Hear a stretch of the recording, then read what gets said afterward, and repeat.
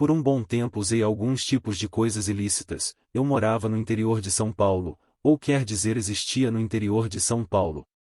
Fui muito criticado. Viviam me perguntando de onde tirei a ideia de experimentar estas coisas. Também gostaria de saber. A questão é que talvez esta pergunta nunca tenha uma resposta. Vou contar um pouco da minha história, assim você entenderá melhor o porquê cheguei a esta situação, ou então não vai mais acreditar em nada. Foi o que aconteceu comigo. A princípio achei um monte de baboseira. Conheci algumas pessoas que vocês diriam não serem boas companhias, mas na época nem eu nem eles nunca nem tínhamos chegado perto desta maldição.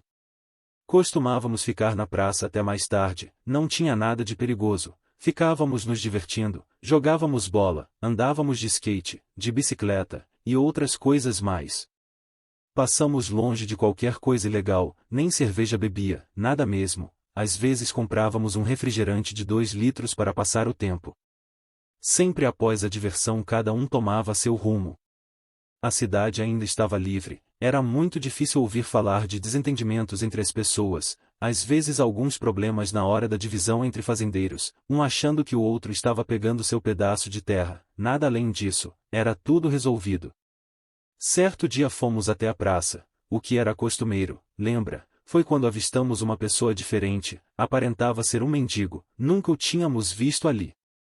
Mesmo assim nada que fosse mudar nossas vidas, provavelmente em um dia ou dois o serviço social de nossa cidade que era muito eficiente, viria e o recolheria para um abrigo.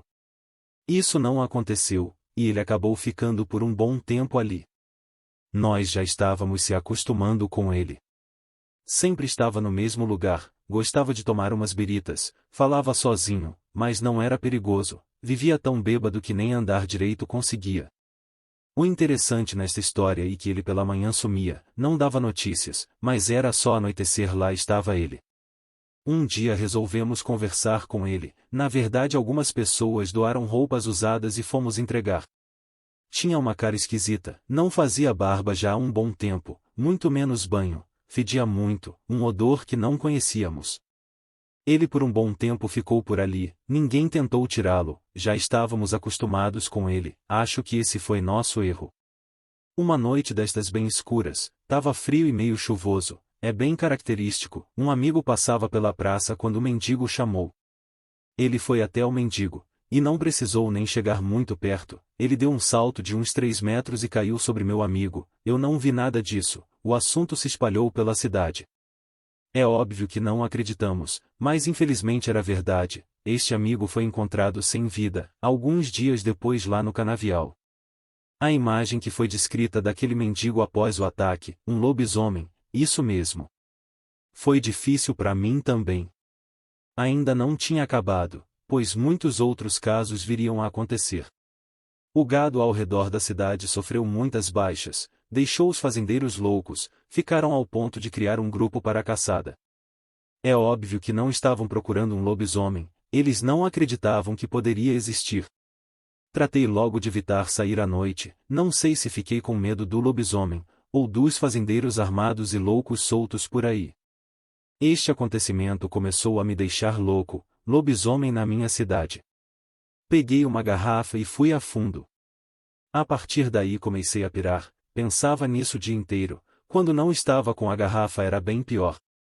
As coisas começaram a ficar tranquilas, nada mais foi divulgado na cidade, mas eu fiquei preso na situação. Já estava me sentindo bem melhor, a decadência veio atrás de mim, olhei pela janela meio sem querer, quem estava na praça? O mendigo. Tranquei todas as portas, janelas e fiquei doido. Sim, era ele, após passar da meia-noite, veio até minha casa, forçava as portas e janelas, uivando muito. O que achei ser um filme era real, estava na minha casa. O desespero tomou conta da minha vida, e nem a garrafa resolvia mais minha situação. Amanheceu e nada aconteceu, ele não conseguiu entrar, mas acabei carregando sua marca em meu corpo. Não consigo mais dormir a não ser à base de remédios, minha vida tomou outro sentido. Quando não estava internado em clínicas de recuperação, estava experimentando outras coisas que pudessem apagar todas aquelas lembranças da minha mente.